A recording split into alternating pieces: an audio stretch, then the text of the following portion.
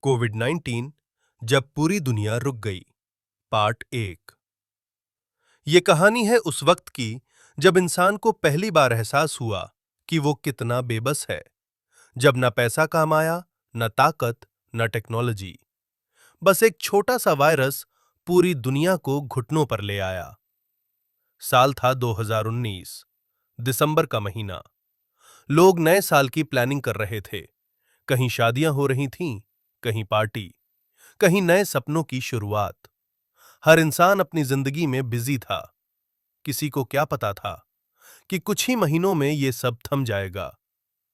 एक अजीब सी खबर एक दिन टीवी पर ब्रेकिंग न्यूज चली। चीन के वुहान शहर में एक नई बीमारी फैल रही है। लोगों को तेज बुखार हो रहा था, सांस लेने में दिक्कत, खांसी, कमजोरी। शुरुआत में किसी ने ध्यान नहीं दिया। सबने सोचा, अरे यार, हर साल कोई ना कोई वायरस आता है। लेकिन यह वायरस अलग था। धीरे धीरे डर फैलने लगा। कुछ ही हफ्तों में वो बीमारी चीन से बाहर निकल गई। इटली, स्पेन, अमेरिका और फिर भारत। न्यूज चैनलों पर एक ही शब्द गूंजने, कोरोना, कोरोना, कोरोना। लोग डरने लगे। मास्क की दुकानों पर भीड़, सैनिटाइजर गायब, अफवाहें फैलने लगीं। कोई कहता ये हवा से फैलता है, कोई कहता ये छूने से फैलता है। लोग एक दूसरे से दूर भागने लगे। लॉकडाउन का ऐलान और फिर एक दिन प्रधानमंत्री का संबोधन हुआ। आज रात 12 बजे से पूरे देश में लॉकडाउन। बस सब कुछ रुक गया। ट्रेनें बंद, बसें बंद, ऑफिस बंद, स्कूल बंद, सड़कों पर सन्नाटा। जो शहर कभी सोता नहीं था, वो अब कब्रिस्तान जैसा लग रहा था। रवि, एक आम इंसान। इस कहानी का हीरो कोई सुपरमैन नहीं था, वो था रवि। रवि एक छोटी सी कंपनी में काम करता था।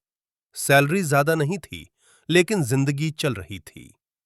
उसके साथ रहते थे उसके माँ-बाप, पत्नी सीमा और 6 साल का बेटा आदित्य। रवि का सपना था अपने बेटे को अच्छी पढ़ाई दिलाना, माँ-बाप को आराम देना। लॉकडाउन का पहले हफ्ते सबको लगा, अरे छुट्टियां हैं। लोग घर में मस्ती कर रहे थे, मोबाइल पर वीडियो, नेटफ्लिक्स, गेम्स। रवि भी खुश था। वो अपने बेटे के साथ खेल रहा था। लेकिन दूसरा हफ्ता, चिंता। दूसरे हफ्ते रवि को ऑफिस से कॉल आया, अभी काम बंद है, पता नहीं कब शुरू होगा। रवि ने कहा, कोई बात नहीं सर, लेकिन अंदर से वो डर गया। तीसरा हफ्ता, सच्चाई। तीसरे हफ्ते एक और कॉल आया, रवि, कंपनी बंद हो रही है, हम सैलरी नहीं दे पाएंगे। फोन कट गया। रवि कुछ देर तक मोबाइल को देखता रहा।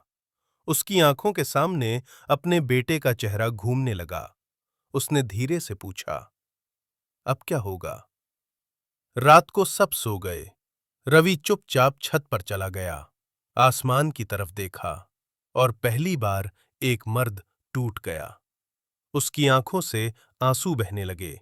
वो बोला, भगवान, मैंने क्या बिगाड़ा था? पार्ट 1 यहीं खत्म होता है।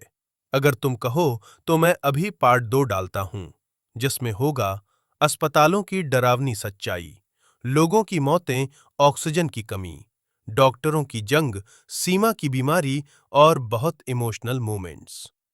लिखो पार्ट 2 और मैं आगे की कहानी।